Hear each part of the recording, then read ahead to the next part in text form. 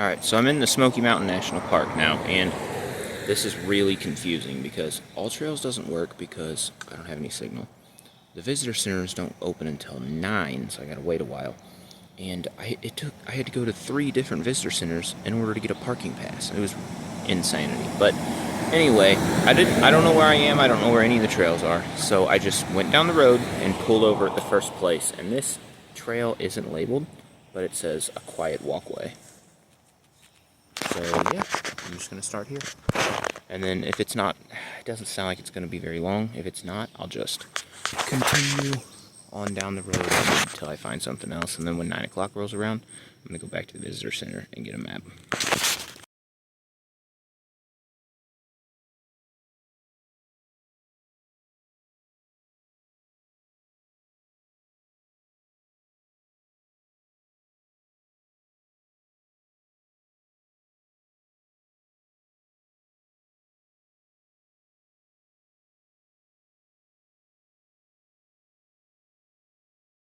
Everything down here is beautiful. I have no idea what this trail's called, but like, just the entire area is so nice it doesn't even really matter.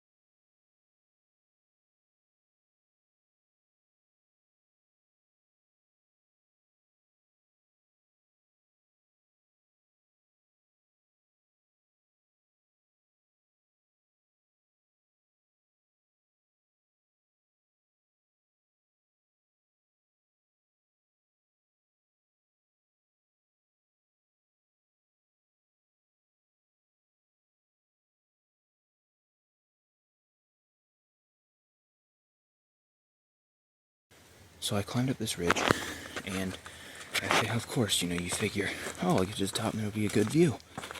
Actually, there's a cemetery. Why would you want to be buried on top of a ridge in a national park? I don't know. I mean, I'm sure they were here before it was a national park, but still. Yeah, these are super old. So this one, you can just barely make out the words. You almost have to feel them. So this lady, something Bohan, and she was born in 1851 and died in 1884. Yeah, that's pretty old.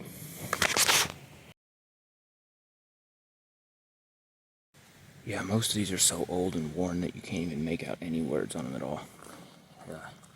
It's possible that Knoxville was the capital of the United States, or at least the southern U.S., whenever a lot of these people died.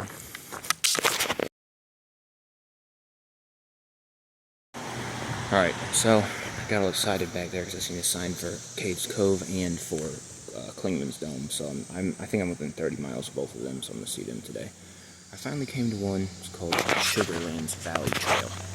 So I'm going to try this one out. I'm hoping it's not paved, but oh well. If it is, oh well.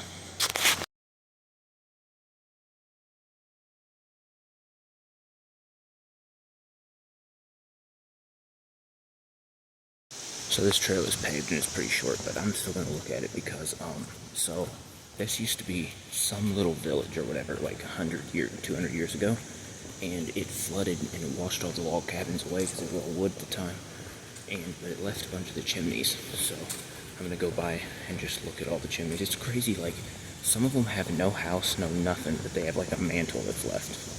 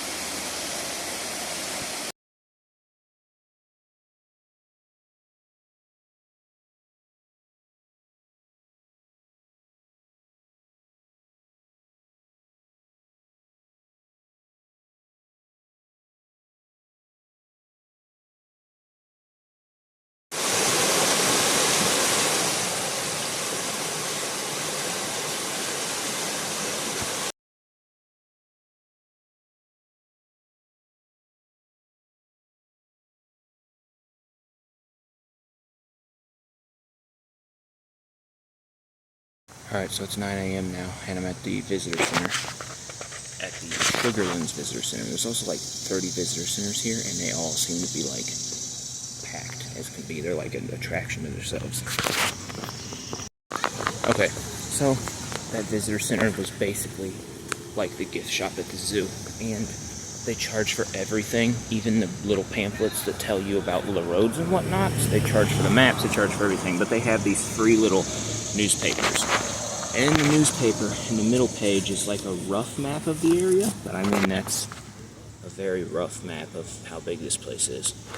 So I think I'm going to just make like little videos in pieces, and I'm going to go to Cades Cove and Kingman's Dome because I know what they are, and then I'll just kind of wing it from there.